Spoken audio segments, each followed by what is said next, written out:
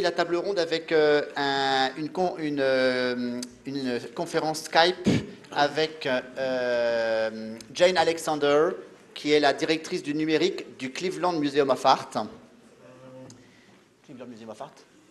Chevalier, bon retour.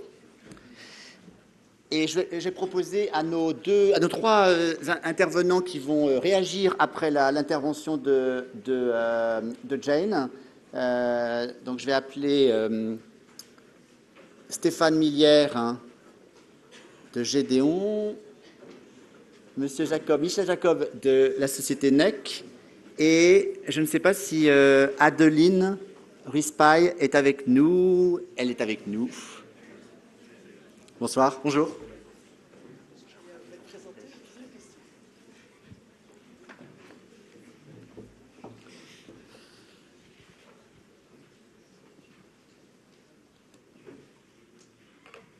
C'est bon, Xavier, c'est bon.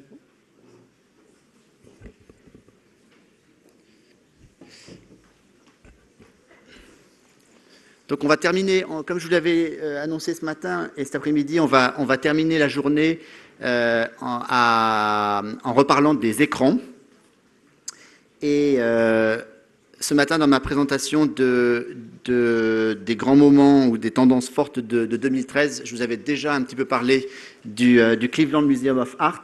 Et donc on a la chance de pouvoir écouter et un petit peu discuter avec la directrice du numérique de ce musée.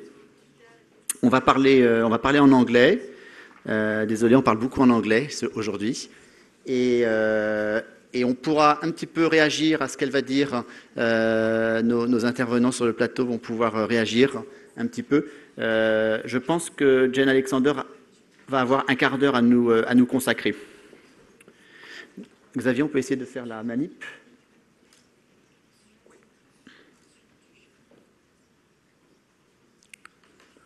Et je ne vous ai pas montré la vidéo ce matin, donc je pense que Jane va nous la montrer pendant son intervention.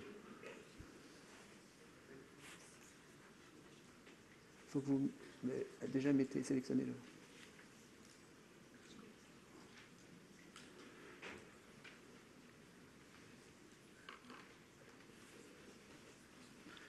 Hi Jane. Il va peut-être falloir mettre le son sur l'ordinateur portable du bureau. Hi. Just a second.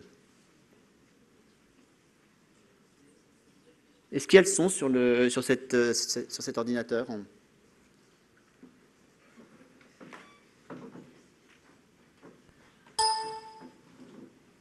Ce qu'on va faire, c'est... On va mettre le micro.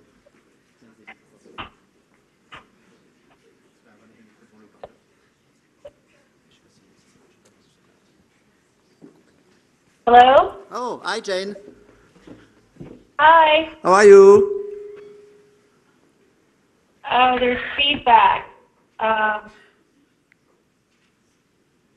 Can you hear us? Well, good morning or good afternoon.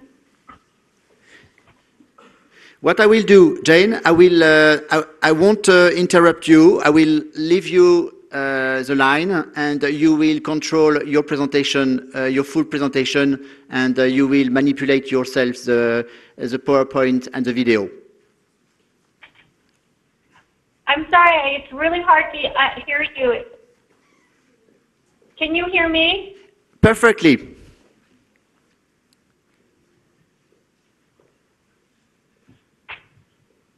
We will write to you and you will speak to us. Can you?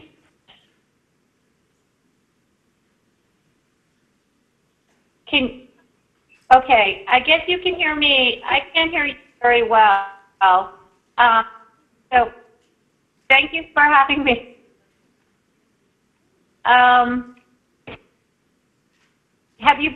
Did you show the video yet?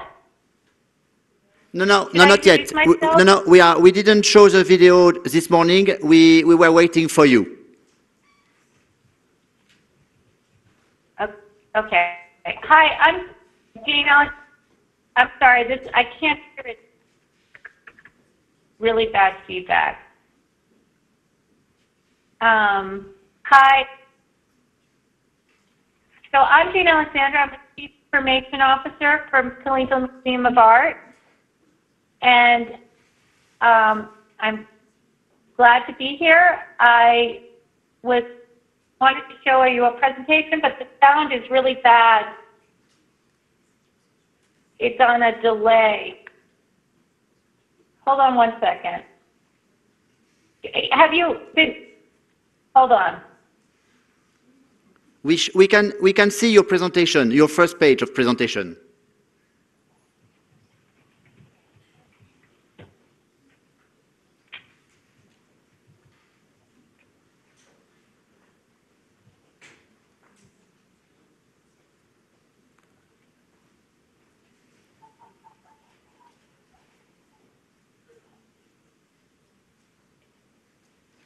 Can you hear me now? Yes, perfectly. Go to meeting. There are two other callers on the call. Okay.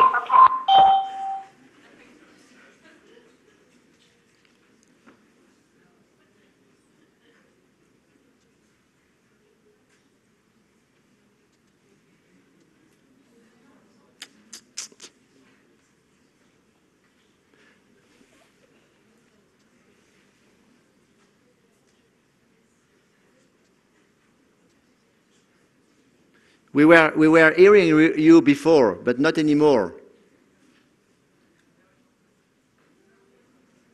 No.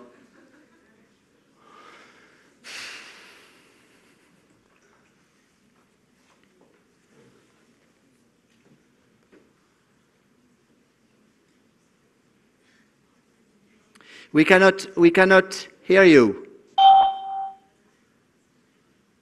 Don't you want to go back to Skype?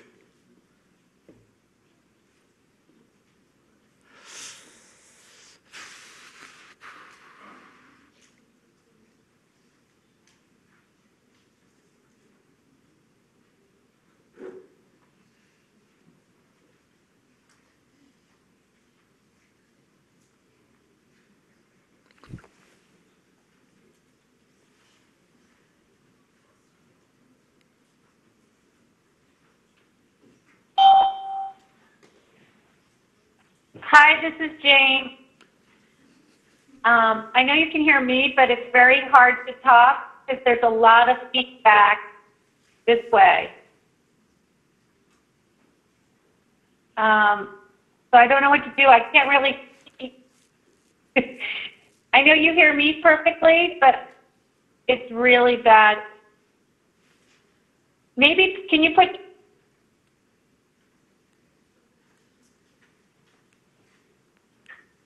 This is why I want to test. Okay. I think Jane, I suggest go to Skype. I suggest something. We will show the clip, the short clip, the 2 minutes clip, and after we go on Skype with you. Is it okay? I cannot hear you at all. Okay. I keep asking someone to write what you're saying. Okay, that's great. That's a great idea. Okay. Thank you. Ok. Désolé. On va mettre le film et on va...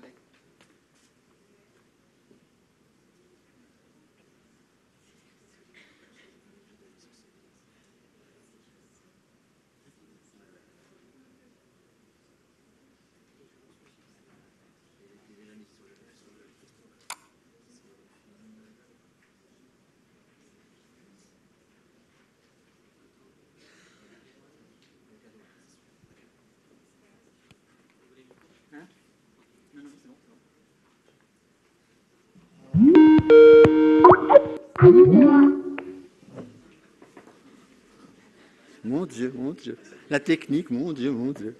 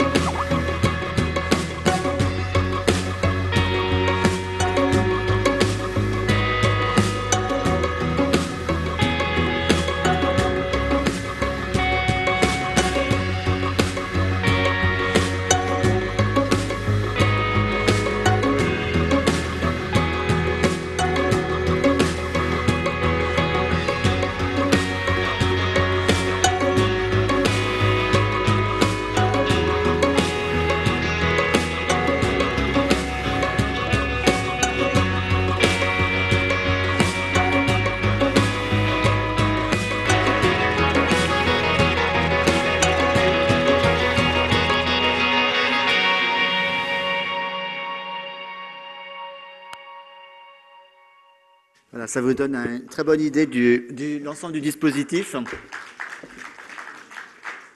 Et vous comprenez peut-être maintenant pourquoi j'ai considéré ce matin que c'était la plus belle réalisation en 2013 dans le monde des musées.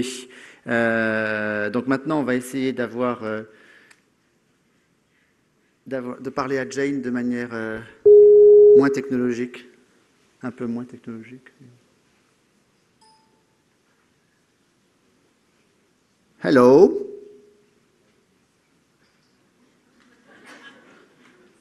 C'est la dernière tentative. Hein. Je pense qu'il faut faire appel vidéo. C'est bon?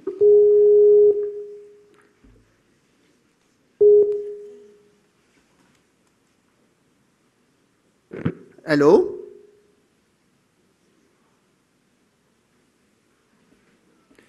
Et si vous mettez le son de l'ordinateur?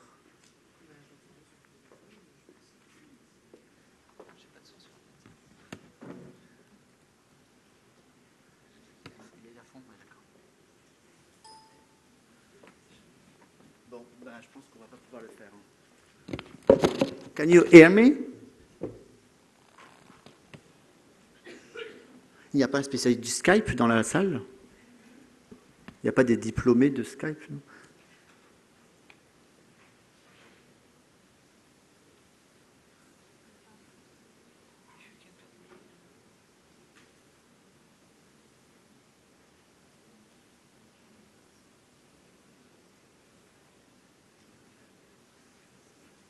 Bon. Ah ben, elle nous a quittés. Bon. Elle est partie chercher le spécialiste Skype. Bon, ce qu'on va faire, c'est qu'on va... Est-ce que, pour que je sois un peu moins seul, vous pouvez me rejoindre? Parce que là, ça commence à être dur, là, tout seul. Là. Bon, on va essayer de se reconnecter, mais ce que je vous propose, c'est qu'on va peut-être vous faire réagir sur ce que vous venez de voir, hein, dans l'expérience du Cleveland. J'ai presque envie de commencer par... oh, il y a 2 personnes maintenant du Cleveland. Ouh là là, ça rigole plus du tout, là. Hi. C'est vraiment un sketch. Hein. Hello. Bonjour. Je crois qu'ils ne nous entendent pas et qu'on ne les entend pas, en fait.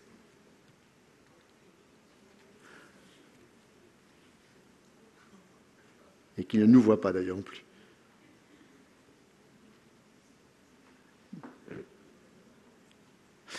On va voir si le son revient. Adeline, je voulais en fait vous... c'est la première fois qu'on a, dans la journée du clic, une muséographe, ou architecte, je ne sais pas comment vous présentez exactement, une muséographe, a participé à cette journée, donc nous sommes ravis de vous accueillir. Et je voudrais vous faire réagir sur ce qu'on vient de voir, en vous posant une question un peu provocatrice. Est-ce qu'un tel dispositif serait possible dans un musée en France? Commencez à parler, normalement le son il arrive. Parce que ça passe pas par Skype, là le micro, donc normalement il arrive. Non, il faut parler, en fait il faut parler, et le son va venir, vous allez voir, c'est magique. Dites-nous quelque chose. Normalement, s'il vous plaît. C'est celui qui m'a... Voilà. Bravo. Merci. Bonjour. Bonjour tout le monde. Oui, effectivement, j'ai remarqué que j'étais la seule architecte scénographe. Alors, on dit scénographe maintenant. Non, il y en a deux. Vous êtes 2 dans la salle, attention. Non, dans la salle. Invité. Ouais. J'ai vu dans le programme. Hein. Il y en a une autre ou un autre dans la salle. Ouf. Bon. Je vous remercie de m'avoir invité. Je suis très content d'être là parce que pour moi, le numérique est notre nouvelle culture et qu'on doit donc tous faire des musées pour les visiteurs dans ce nouveau contexte-là. Et c'est bien de ça qu'il s'agit quand on parle d'écran.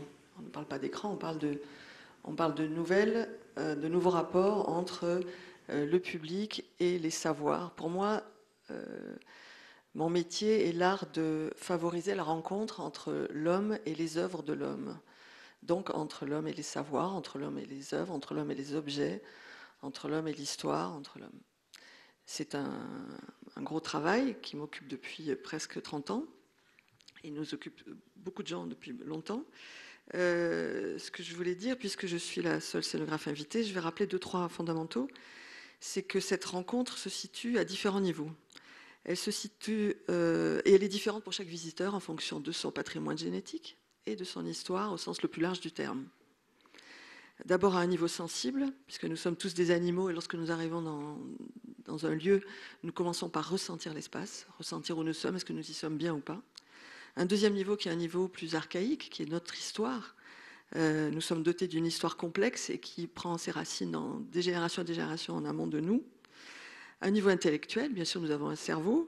Nous cherchons à comprendre ce qui nous entoure et nous cherchons à relier nos acquis avec les nouvelles choses qui nous sont proposées dans une exposition. Et le quatrième niveau est un niveau social. Nous sommes tout le temps en train de chercher à tisser des liens avec notre environnement, nos semblables et le reste du monde. Et ce qui va nous toucher le plus dans une exposition, c'est ce qui va atteindre le plus de niveaux de ces 4 niveaux dont je viens de parler. Donc ça, c'est très important. Et pourquoi ? Parce qu'en fait, nous cherchons dans un musée, nous, visiteurs, vous, moi, comme dans toute expérience artistique et humaine, nous cherchons ce qui va nous aider à construire notre moi intérieur, qu'on en soit conscient ou pas. Ça, c'est très important. C'est dans ce sens qu'une visite d'exposition est un moment de création individuelle et collective, non seulement dans sa préparation, donc tous les gens qui participent à sa préparation, mais aussi dans la réception donc qu'en fait le public. Et c'est là que nous pouvons parler de cette notion d'éducation qui est différente de l'instruction qui elle est donnée à l'école. L'éducation visant à faire en sorte que chaque individu soit sa position sur cette terre et soit en bonne harmonie avec le monde et avec ses semblables. Et d'abord avec lui-même d'ailleurs. Depuis que les musées existent, et non pas simplement depuis les années 80 comme disent beaucoup de gens, ces musées s'intéressent progressivement à élargir leur public. Au début, c'était très spécialisé. Aujourd'hui, c'est de plus en plus large et on cherche encore à atteindre des publics qui ne viennent pas encore au musée. Et les outils de cette ouverture progressive ont été successivement et simultanément au sein d'accrochage d'abord, de muséographie et maintenant de scénographie, puisque les termes ont évolué, mais c'est toujours la même chose. La médiation humaine d'abord, ensuite la signalétique, didactique, ensuite l'audiovisuel, ensuite le multimédia. Maintenant, on parle de numérique. Mais en fait, le numérique ne peut pas être comparé à tous ces niveaux, puisqu'en fait, il englobe tout. Pourquoi ? Parce que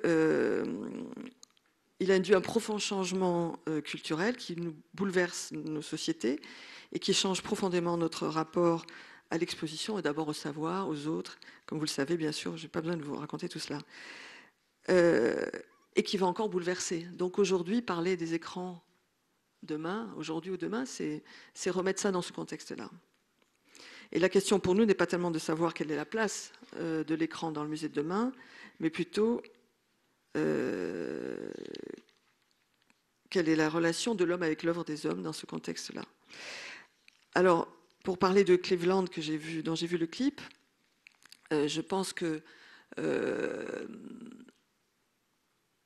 en France, peut-être que ça aurait été difficile de faire cela aujourd'hui parce qu'il n'y a pas encore tout à fait l'ouverture, l'acceptation, je dirais, de ce nouvel environnement numérique à tous les niveaux de la hiérarchie.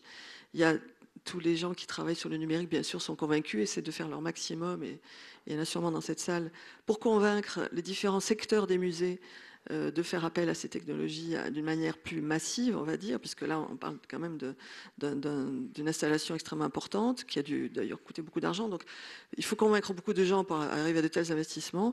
C'est vrai qu'en France, on n'en est pas encore là.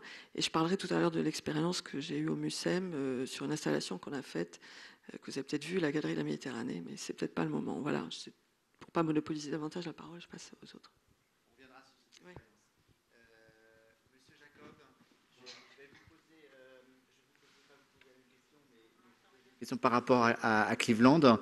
Est-ce que c'est, on s'est connus en fait via un article que vous avez publié dans les Échos il y a quelques semaines, et l'article m'avait interpellé parce que vous ne venez pas du musée, c'est pas votre monde. Vous avez fait une sorte de plaidoyer pour le numérique dans les musées, et j'avais trouvé cet article intéressant.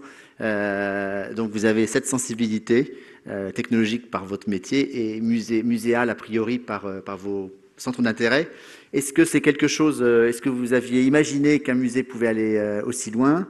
Est-ce que, soit que citoyen ou en tant qu'industriel, c'est quelque chose que vous voulez, vers quoi vous voudriez tendre cette expérience de Cleveland? Ça va.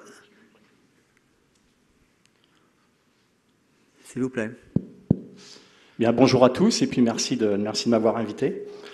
Alors en effet, moi je représente une société industrielle qui fabrique de l'écran et de la solution autour des écrans. Et pourquoi j'ai sorti cet article sur les musées? Puisque la question m'a indirectement posée. C'est effectivement moi je dirais pas par intérêt au travers de mon travail, mais c'est parce que j'ai côtoyé récemment un musée dans Paris et qu'on a équipé complètement en numérique, pas à travers des écrans, parce que je dirais les œuvres exposées, les objets exposés ne le permettaient pas, mais à travers des projecteurs. Mais la problématique est exactement la même en termes de numérique, en termes d'interactivité, en termes, je dirais, de mise en valeur de l'objet exposé. Vous avez travaillé dans quel musée? Je ne l'avais pas nommé, je ne sais pas si je pouvais. Alors c'est le Palais de Tokyo. D'accord. En fait, on a équipé le Palais de Tokyo complètement en projecteurs, et certains sont interactifs, d'autres pas, d'autres ont d'autres solutions ou d'autres innovations. Mais je pense que la problématique est la même. Et pour répondre à votre question, moi, dans ce clip, ce que je trouve formidable en tant qu'industriel de fabricant d'écran, et c'est là où on se dit qu'on a réussi notre mission, et du moins le but qu'on voulait atteindre, c'est qu'on oublie l'écran. C'est-à-dire que la particularité, je pense, dans un musée, c'est que l'écran doit mettre en valeur l'objet exposé ou l'œuvre exposée, puisqu'on n'est pas forcément obligé d'avoir un objet matériel. Mais ce qui est très important, je pense, c'est que le visiteur qui vient à ce musée, qui est attiré, je dirais, à ce musée, n'est pas attiré par l'écran, ni par la technologie, ni par l'innovation. Il faut arriver à se faire oublier, il faut arriver à se faire le plus petit possible. Et je pense que l'innovation la plus réussie et la plus intelligente, c'est celle justement qu'on ignore complètement. On l'utilise tous les jours, elle nous rend service tous les jours, elle nous amuse, elle nous instruit, elle peut nous apporter un tas de choses, et puis on finit par l'oublier complètement. Et je pense que c'est la meilleure technologie et innovation. Et pour vraiment répondre à votre question, donc, puisque je commente un petit peu le clip, on ne produit pas, on ne crée pas, nos labos de recherche et développement ne sont pas axés forcément dans des applications musées. J'en suis désolé pour vous qui êtes présents. Par contre, nous, en tant que, je dirais, promoteurs de la marque et en contact direct avec les utilisateurs, à notre charge de trouver justement des nouveaux débouchés par rapport aux technologies qui arrivent et par rapport aux innovations. Et effectivement, je pense que dans le clip, on l'a vu, c'est le condensé le plus complet de ce qui peut se faire aujourd'hui en termes d'innovation dans le grand public. L'interactivité, donc qu'elle soit, je dirais, matérielle, de type tablette, hein, on est obligé d'effleurer l'écran avec le doigt. On l'a vu sur le grand mur. Elle peut être à travers des capteurs qui captent la présence, qui changent le contenu, qui montent le son, qui le descend, qui allument un écran, qui l'éteint, qui font des tas de choses. On a vu la reconnaissance faciale. Au-delà de la reconnaissance faciale, on a vu également la possibilité de matérialiser les mouvements pour, je dirais, les mettre en parallèle à l'œuvre exposée. On a vu la reconnaissance d'un objet de manière à pouvoir envoyer un descriptif plus complet. Donc on a vraiment un condensé de technologies. Et aujourd'hui, par l'expérience que je peux avoir, ça fait 30 ans que je suis dans l'écran, je pense que le musée, ou en étant un petit peu plus large, je dirais les applications de loisirs, sont les domaines qui peuvent le mieux intégrer toutes les technologies existantes. C'est-à-dire si on regarde dans d'autres domaines dans lesquels nous sommes présents, la sécurité, on n'a pas forcément l'interactivité. Si on parle du contrôle de process, on n'a pas forcément la reconnaissance faciale, si on parle, et ainsi de suite. Alors que là, on a vraiment le condensé de toutes ces activités, de toutes ces innovations. Et puis, effectivement, c'est aujourd'hui un domaine dans lequel, je ne sais pas pour les autres fabricants d'écrans, mais en tout cas, pour lequel ma société porte un intérêt. Pendant le déjeuner, on a pu voir le très beau film italien des œuvres retravaillées qui étaient justement sur votre écran, avec détection justement du mouvement. Et c'est vrai que l'œuvre, le court-métrage qui a été fait sur un bel écran, c'est joli à regarder. Si je pourrais juste ajouter quelque chose, je parlais d'innovation les plus réussies qu'on ne voit pas. Je pense que celle qui est la plus réussie, puisque là on voit, je pense qu'en termes d'innovation, on se dit l'interactivité, la reconnaissance faciale, mais on oublie quelque chose. Et là, je reviens aux sources de notre métier, qui à l'origine étaient qui sont toujours designer de l'écran. C'est qu'il y a eu énormément d'innovation dans l'écran. Moi, je me rappelle, il y a encore 20 ans, pour avoir un écran qui faisait 60 cm de diagonale, ça pesait 100 kg. Ça mesurait pratiquement, ça représentait un volume d'1 mètre cube. Aujourd'hui, si vous avez vu l'écran qui était exposé à midi, c'est un écran qui fait quelques centimètres de profondeur, sur lequel on a intégré un PC amovible, sur lequel on a intégré un capteur de présence, et le tout, je dirais, dans un espace très réduit et qu'on voit pratiquement plus. Je pense qu'au-delà de l'innovation perceptible tous les jours, qu'est l'interactivité ou autre, je pense que là, il y a déjà une vraie innovation qui a été faite sur les 3-4 dernières années. Merci. Alors, j'ai donné la parole à Stéphane. Alors, on a effleuré le sujet de l'intégration des écrans dans une scénographie. On a effleuré le sujet des écrans eux-mêmes. Évidemment, un écran vide ou un écran sans contenu ne sert pas à grand-chose. Donc, Stéphane Millière, on se connaît depuis 20 ans. C'est un des plus importants producteurs de documentaires et de documentaires ou artistiques ou environnement ou culturels. Donc c'était, je trouvais intéressant d'avoir le regard de Stéphane justement sur qu'est-ce qu'on peut mettre dans ces écrans si on met plus d'écrans dans les musées. Première question, qu'est-ce que t'inspire ce cas? Et est-ce que ça t'inspirerait justement en tant que producteur de contenu des choses? D'abord, oui, moi je trouve ça absolument fabuleux. Nous, on est avant tout des raconteurs d'histoires. Et on sait que pour raconter les histoires et faire passer un message, la première chose, c'est l'émotion. Et ce qu'on voit là, dans ces rapports tactiles des gens, dans ces rapports physiques aux images, c'est que c'est exactement ça, c'est de l'émotion, c'est ludique, et en plus c'est non seulement un rapport individuel du public avec les images qu'il a en face de lui, mais ça engendre tout un rapport de la collectivité autour, qui s'amuse de ce qui se passe, qui finalement... ça crée, ça anime, ça change complètement le rapport à l'espace et au musée. Et je trouve que ça illustre très bien ce qui est en train de se passer, c'est-à-dire que les nouveaux outils dont on dispose, les technologies, le matériel dont on dispose aujourd'hui n'a quasiment plus de limite. Ça va à une vitesse incroyable. Et donc pour les créateurs, c'est vertigineux. On travaille beaucoup avec Dassault Systèmes et avec les technologies de la réalité augmentée et d'autres.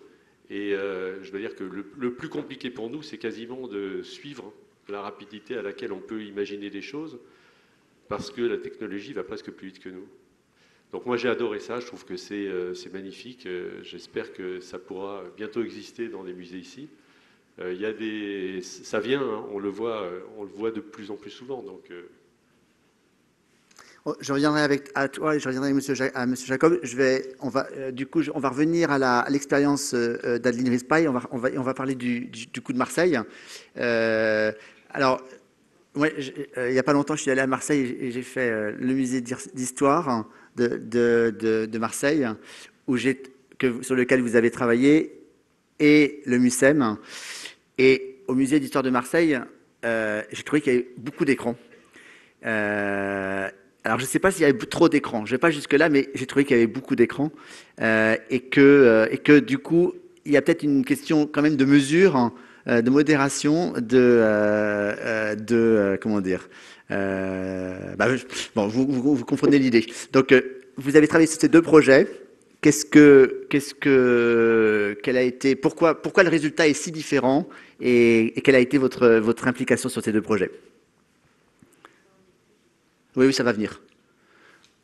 Allô, merci. Alors, Marseille, oui, c'est très différent. D'abord, on a gagné le concours pour la Galerie de la Méditerranée, qui est l'exposition permanente du MUSEM dans le bâtiment de Ricciotti. Et après, non, c'est le contraire. D'abord, on a gagné le musée d'histoire de Marseille, excusez-moi, avec l'architecte Roland Carta en conception-réalisation avec Léon Gros, une entreprise de tout corps d'État.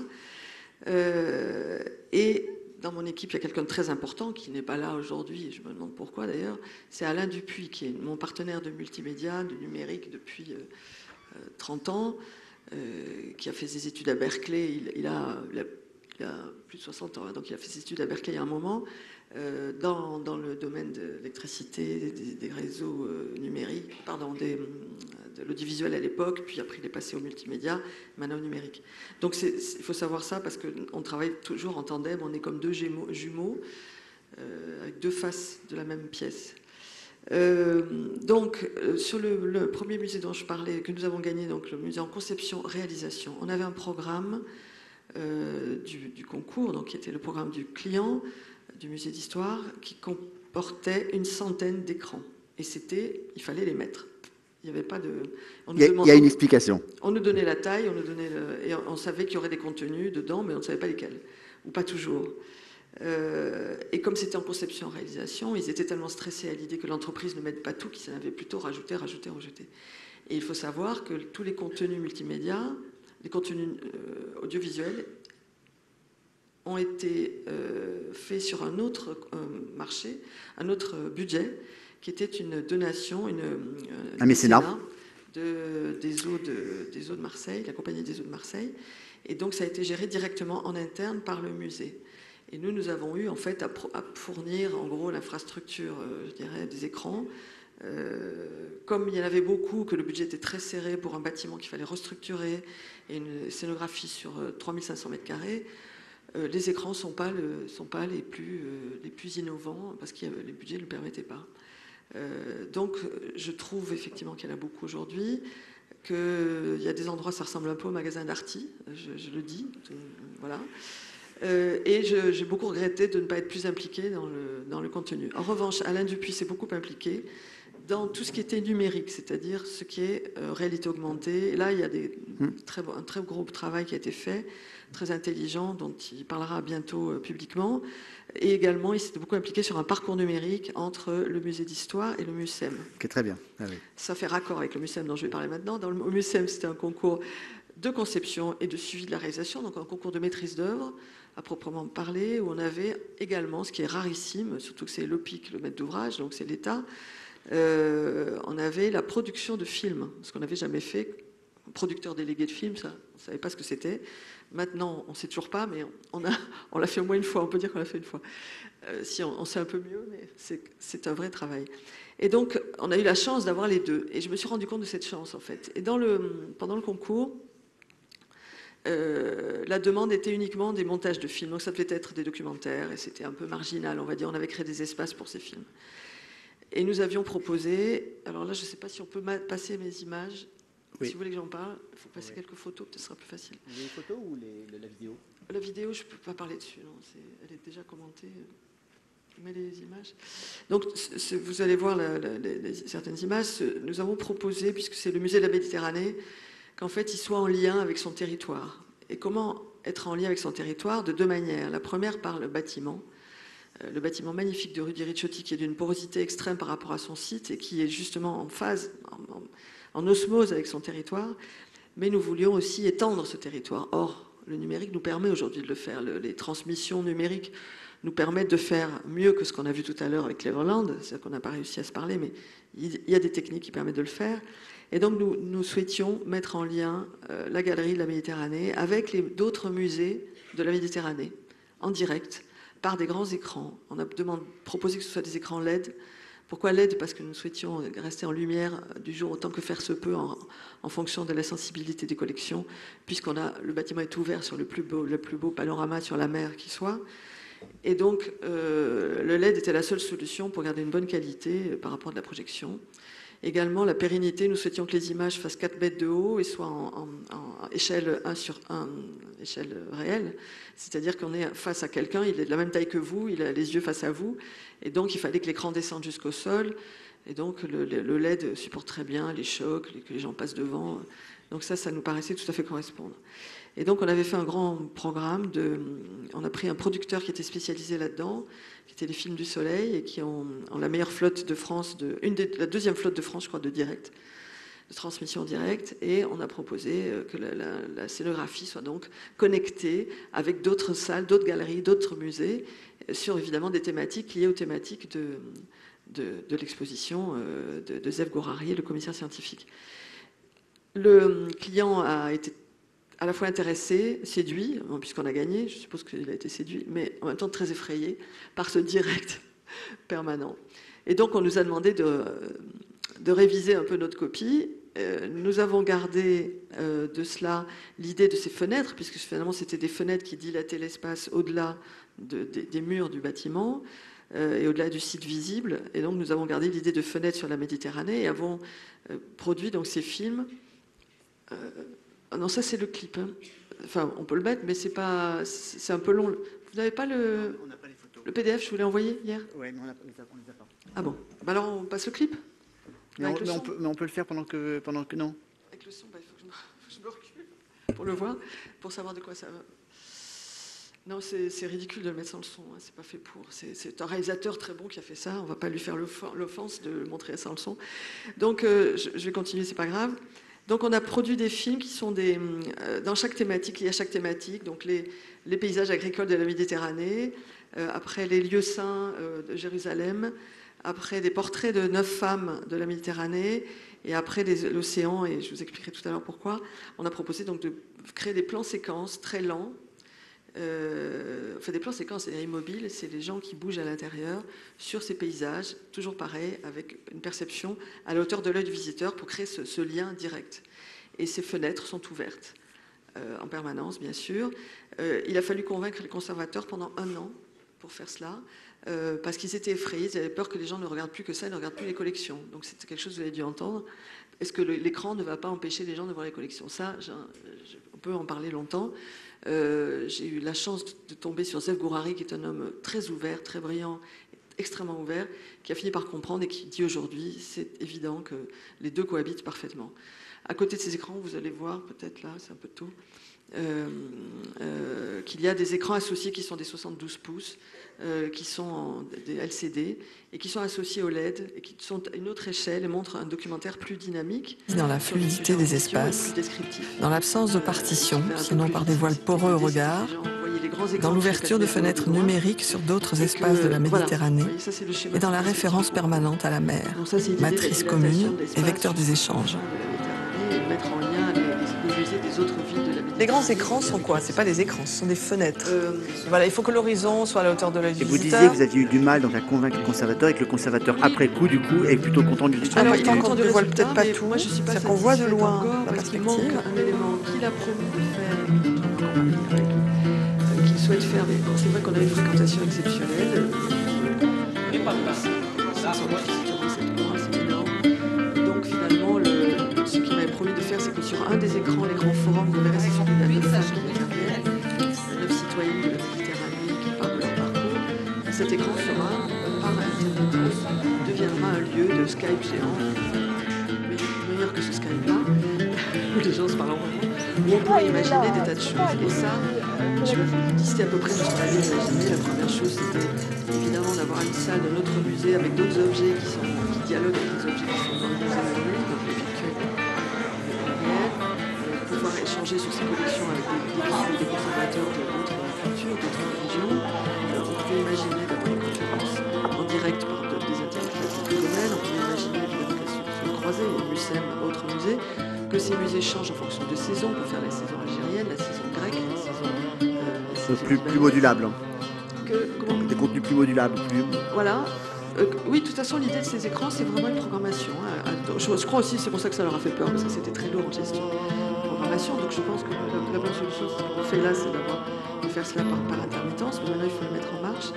Et on peut aussi imaginer qu'une classe Les visiteurs de peuvent gamins capoter de d'une Marseille séquence à l'autre et rencontre une classe de gamins de Tunis ou d'Alger ou de Barcelone, et qu'ils fassent ensemble des travaux et qu'ils échangent ensemble sur des thématiques de l'exposition qui sont l'agriculture, qui sont aussi la religion, qui sont la citoyenneté, les droits de l'homme. Donc on pouvait imaginer, à partir de cet outil, un outil qui soit à la fois intéressant sur le plan de la médiation, sur le plan social, sur le plan culturel, sur le plan politique, évidemment. Voilà. Donc c'est pour ça que je continue à me battre pour ce projet. Voilà, c'est fini. Vous les avez peut-être vus. On a vu ce que vous avez fait. Stéphane, on va revenir vers toi. Je voudrais que tu nous parles. Actuellement, tu as 2 projets qui sont liés à des institutions culturelles. Alors, comme je ne sais pas si j'ai le droit de donner des projets, je vais te laisser en parler. Donc, il y en a un qui est plutôt un monument, si je ne m'abuse, dans le sud de la France. Et un autre qui est un musée qui est en rénovation à Paris. On en a plus de 2, mais voilà, on en a des petits. Dans les images, dans les musées, il y a des choses mobiles, il y a des choses qui sont sur les murs. Donc là, par exemple, on fait le grand ruban d'images qui sera à Confluence, à Lyon, qu'on est en train de produire. On fait un jeu sur tablette sur la victoire de Samothrace qui est en restauration. Donc là, on va pouvoir jouer... et comme elle est faite de multiples fragments qui ont été assemblés, on va pouvoir partir sur sa trace, essayer de fouiller, trouver les fragments, la recomposer. Donc ça, c'est avec le Louvre et avec Arte. Et puis, on a fait des choses. Donc là, on passe du plus petit au de plus en plus grand. On a fait avec Culture Espace, qui gère des sites du patrimoine en France, le film de présentation de la ville d'Aigues-Mortes, destiné essentiellement aux touristes. Donc là, on parle d'un écran, d'une projection en boucle, enfin toutes les demi-heures, un film de 20 minutes, sur un écran de 12 mètres de base, tourné en 2K et multilingue. Ça, malheureusement, on fait la présentation à la presse. Je pensais que je pourrais vous montrer la bande-annonce. Mais on fait la présentation à la presse dans 10 jours et donc on ne m'a pas laissé vous montrer la bande-annonce. Il y a quelques images, je crois, du tournage. Donc, on a fait Aigues-Mortes, il y a une thématique, Aigues-Mortes et les croisades. Donc c'est vraiment de la fiction dialoguée, de la fiction lourde avec beaucoup d'effets spéciaux. Si on peut on va peut-être mettre une petite image de tournage ou de résultat. Et ce programme qui est visible sur ce grand écran à l'entrée, tu fais du transmédia avec ça, tu fais d'autres utilisations de ces mêmes programmes pour prendre l'exemple d'Aigues-Mortes. Ça, peut-être que ça intéresse aussi un certain nombre de personnes dans la salle. Donc, au départ, c'est un appel d'offres qu'on a gagné, Aigues-Mortes et Nîmes. On a fait aussi voilà, ça c'est Nîmes et les Romains. Et Aigues-Mortes. Et donc, il y a 2 films qui sont chacun. Celui-là sera diffusé dans la Maison Carrée à Nîmes. Il raconte l'histoire de la fondation de la ville et de sa transformation sur 2 siècles. On a tourné dans le décor de la série Rome à Cinecittà, en partie, et dans les arènes de Nîmes. C'est un budget relativement important. Donc ces 2 films-là, c'était des appels d'offres qu'on a remportés. Et puis dans un second temps, j'ai trouvé qu'il y avait il y avait beaucoup des images qui nécessitaient un très gros travail et que c'était dommage de ne les voir que sur le site. Mais qu'en même temps, si on les voyait ailleurs, il ne fallait pas que ça soit la même histoire et qu'on pouvait aller plus loin en montrant, ce qui n'est pas le cas dans ces films-là, des documents, des gravures, en allant plus loin dans le discours, en faisant intervenir des historiens. Donc j'ai proposé à Culture Espace de les associer à une chaîne de télévision et qu'on monte ensemble, avec des financements de l'audiovisuel, un deuxième produit, on pourrait dire, un produit culturel, qui est un documentaire qui, lui, reprend ces éléments, parfois en allant dans les rushs du tournage, et remonte un documentaire de 52 minutes, alors que là on est sur 20 minutes, avec une forme assez différente, qui va beaucoup plus loin dans le contenu, et puis qui permet aussi à Culture Espace, qui exploite la Maison Carrée à Nîmes et ce cinéma à Aigues-Mortes, d'avoir un DVD qui ne reprend pas le film, mais qui leur permet d'avoir un produit dérivé et d'avoir aussi des images et des contenus qui vont plus loin sur Internet. Donc c'est une préoccupation qu'on peut avoir de temps en temps quand on nous en laisse, quand on répond à des appels d'offres. Bon, on n'a pas tellement en général la possibilité de mutualiser les contenus et les financements, mais c'est quelque chose qu'on a fait quand on a fait l'histoire de Paris, qui s'appelait Paris, la ville a remonté le temps, avec la ville de Paris, le musée Carnavalet, Michel Margueron est là, et Dassault Systèmes, et le groupe Canal+, où on est parti de l'idée de refaire la ville de Paris et les monuments à différentes périodes de leur histoire. Et une fois qu'on a fait ce travail qui est considérable, évidemment, on peut en faire une application. Donc là, je sais pas, on a l'application, si on peut montrer une minute de ça, elle est là. Bon, je pense si c'est possible de montrer, pour ceux qui ne connaîtraient pas, c'est une application gratuite que vous pouvez... Ah mais on l'avait montré déjà, on l'avait montré l'année dernière avec Mehdi. D'accord, bon, donc ceux qui la connaissent, voilà cette application, il y a un film, un documentaire fiction, une série documentaire de 4 heures, un site internet, un livre avec de la réalité augmentée, et puis ça s'est terminé par un spectacle devant la mairie de Paris qui était en direct. Et ça pour nous, ça a été un choc. C'est Jean-Marc Léry, directeur du musée Carnavalet, qui racontait l'histoire de Paris devant le public. Et c'était extraordinaire. Et cette expérience-là, pour nous, ça a été penser qu'on pouvait faire sur grand écran des choses qui permettaient d'animer devant le public en temps réel. Alors ça, on est en train de le refaire en ce moment pour l'histoire de la ville de Rio, pour le 450e anniversaire, enfin, évidemment de manière assez différente.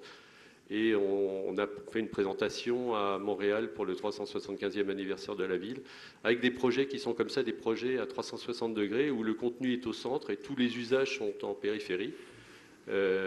Et c'est assez fantastique parce que finalement, tout le travail initial qui est la constitution de ces recherches historiques sur comment étaient les maisons, les bâtiments, comment on vivait, finalement sert à l'ensemble et il y a des produits culturels qui vont plus ou moins loin dans la profondeur du discours. Je pensais, alors il y a un autre projet dont tu m'as parlé et voilà, dont je voulais que tu parles un petit peu, c'était le musée en rénovation, sur lequel tu as aussi un projet 360 degrés. Oui, on fait aussi le film sur la rénovation du musée Picasso.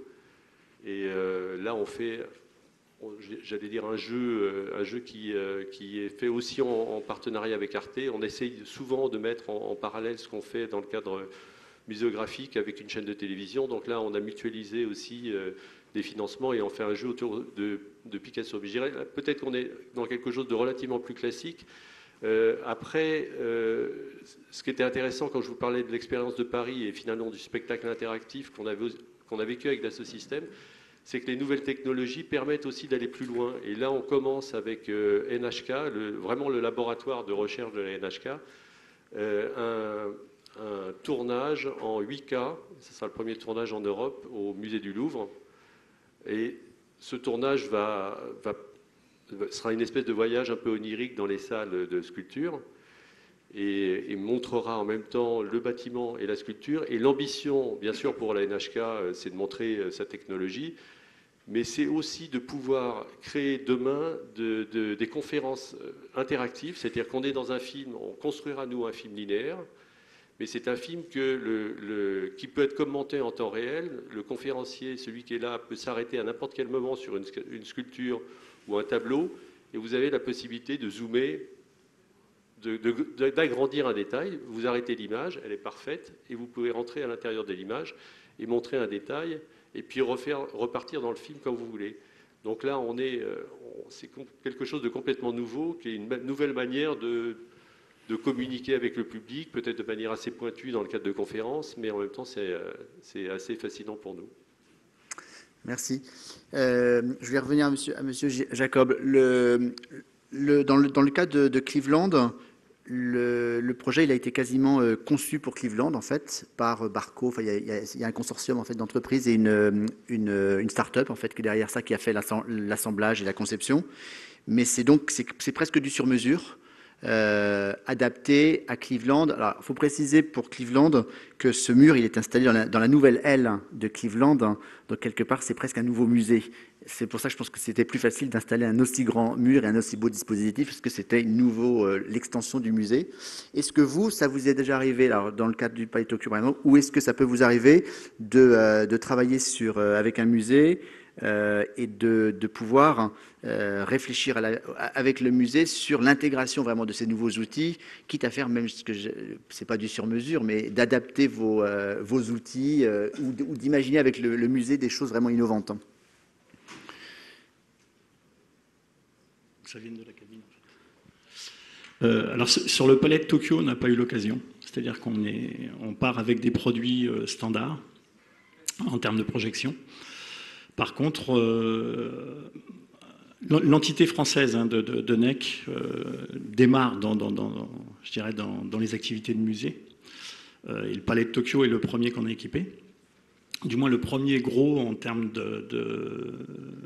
de quantité pour nous, puisque quelque part, la société vit à travers les quantités de produits que l'on fabrique. Mais on a un projet actuellement avec la région de la Seine-et-Marne pour effectivement équiper à la fois, on va travailler sur 3 domaines d'activité parallèles.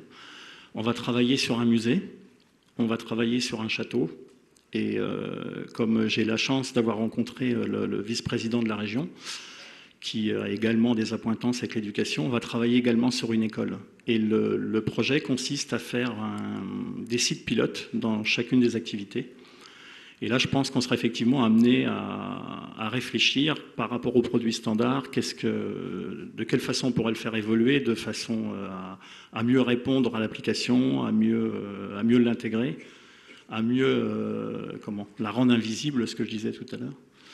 Et c'est un projet qui est tout nouveau, puisqu'on a démarré les premières réunions de travail hier. D'accord, donc les sites ne sont pas encore... vous avez l'exclusivité de l'annonce. Les sites ne sont pas encore répertoriés, ou du moins nommés, mais ça ne devrait pas tarder. Merci pour l'information. Alors, ce que je vous propose, c'est de faire un dernier tour de piste. On est presque arrivé au terme. Et je voudrais que vous fassiez un exercice de prospective. En gros,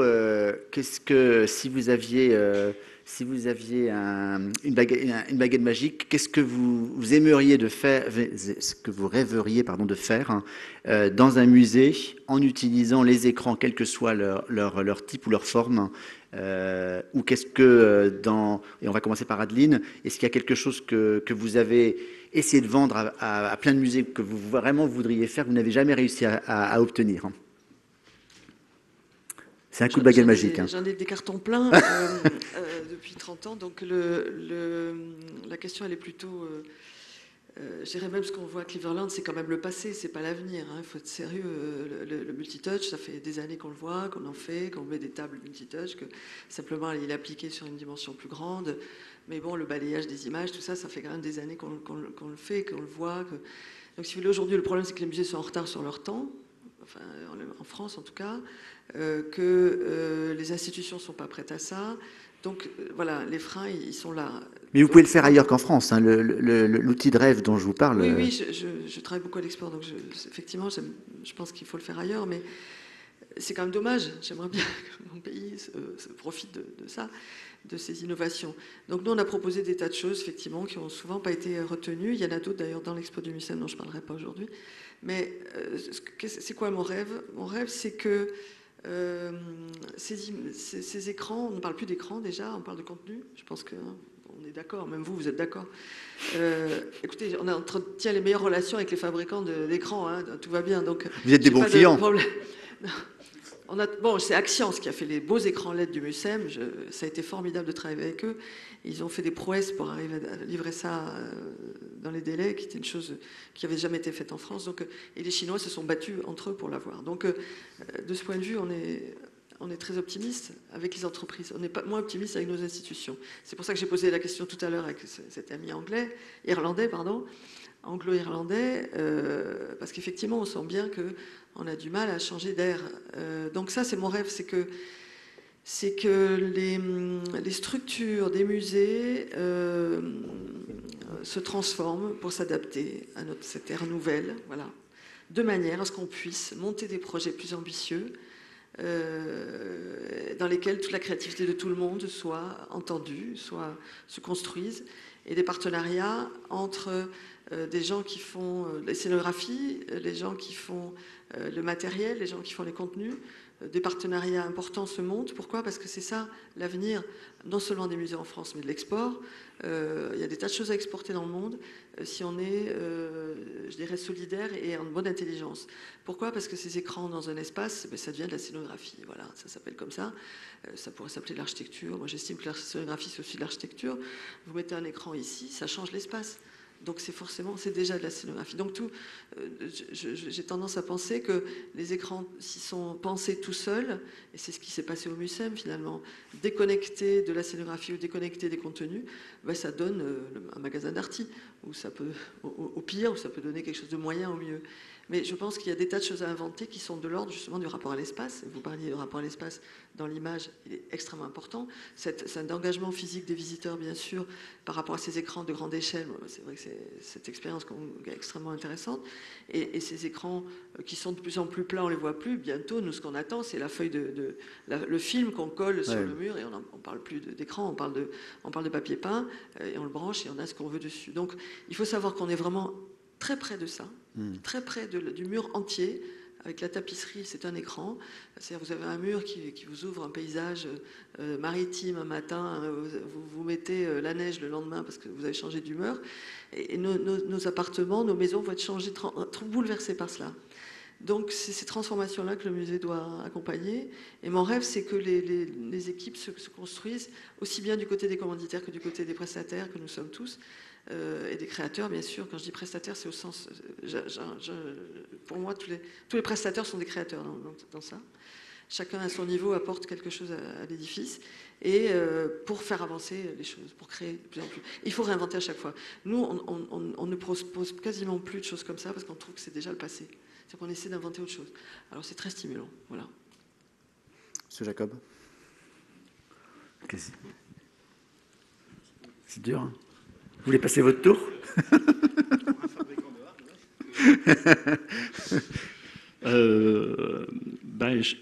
On est dans la thématique de l'écran, donc je vais peut-être répondre complètement à côté, mais vous me demandez mon rêve après tout, hein, donc j'ai le droit d'être à côté. En fait, ça serait d'être certainement beaucoup plus sollicité, mais pas, je dirais, pas au niveau du commercial que je représente aujourd'hui, parce qu'après tout, je dirais, j'ai aucune influence à ce jour sur la R&D chez nous. Faut pas rêver, hein. C'est une société japonaise, ça se passe de l'autre côté. On a des technos dans nos cartons, je pense, qui pourraient énormément intéresser des partenaires, qu'ils soient des éditeurs de contenu. Vous l'avez dit tout à l'heure, aujourd'hui le hard va beaucoup plus vite, enfin la technologie, nous on appelle ça le hard, hein, désolé, va beaucoup plus vite que le soft en opposition. Ça a été vrai pour l'informatique à une époque, c'est-à-dire que les softs arrivaient bien après les puissances des microprocesseurs. C'est vrai aujourd'hui dans l'écran. Alors je ne peux pas vous en parler, mais on a dans nos cartons des technologies qui effectivement, je dirais, ramènent à la préhistoire ce qu'on vient de voir. Et le rêve, ça serait justement qu'on soit beaucoup plus consulté, qu'il y ait une ouverture d'esprit également du côté des entreprises, bien sûr, des industriels, et puis qu'on arrive à faire je dirais pas uniquement autour de l'écran. C'est pour ça que j'allais vous dire, j'étais à côté. C'est-à-dire qu'en projection, on a tendance à oublier la projection, mais il ne faut pas oublier qu'on a complètement révolutionné le cinéma il y a très peu de temps. Moi, j'ai la chance de m'occuper du cinéma numérique en exclusivité sur la France, au niveau des produits. Et quand je suis arrivé il y a à peu près 8 ans avec mon premier projecteur de cinéma numérique, on m'a dit mais on ne remplacera jamais la pellicule, c'est impossible. Le 35 mm a disparu. Il y a eu la même réflexion avec la photo numérique. Hein. Jamais on n'arrivera à la qualité de l'argentique. Je pense qu'on est bien au-dessus si on a les moyens. Donc le rêve, ça serait ça, c'est-à-dire arriver à marier toutes les technologies, qu'elles soient écran, qu'elles soient projecteurs, toutes les innovations, qu'elles soient interactives ou pas, qu'elles soient reconnaissance faciale, 3D, et puis à apporter justement tout ce qui est dans les cartons pour pouvoir, je dirais, avancer et faire vraiment le musée de l'an 3000.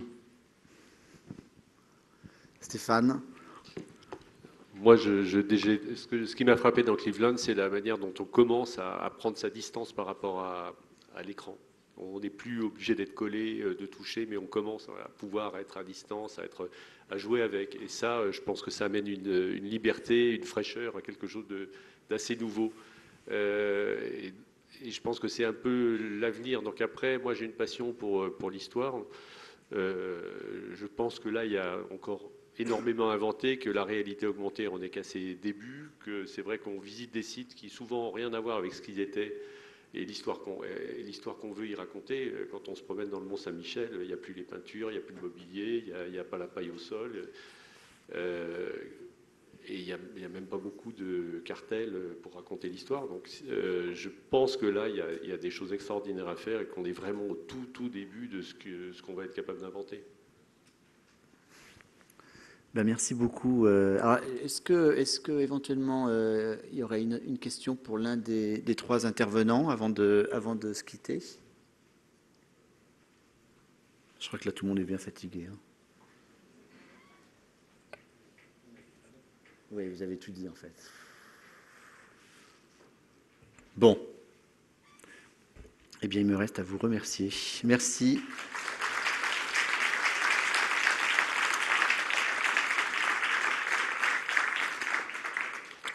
Et vous allez être libérés. Vous allez pouvoir partir en week-end. Je vous remercie pour votre attention. Je remercie tous les intervenants. Je remercie encore les personnes qui sont venues de régions ou étrangers proches. Et je vous donne rendez-vous peut-être à l'année prochaine. Peut-être ici ou ailleurs. Bon week-end. Juste une petite chose, il y a eu un chèque ce matin qui nous a été fait et qui n'a pas été signé de Mons-en-Barreuil. Il n'y a pas de nom non plus. Donc si quelqu'un se reconnaît de Mons-en-Barreuil, bonsoir.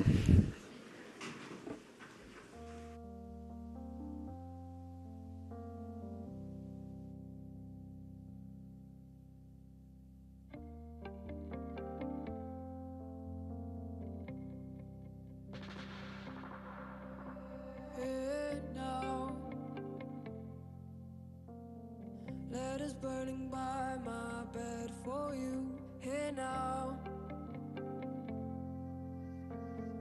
I can feel my instincts here for you here now.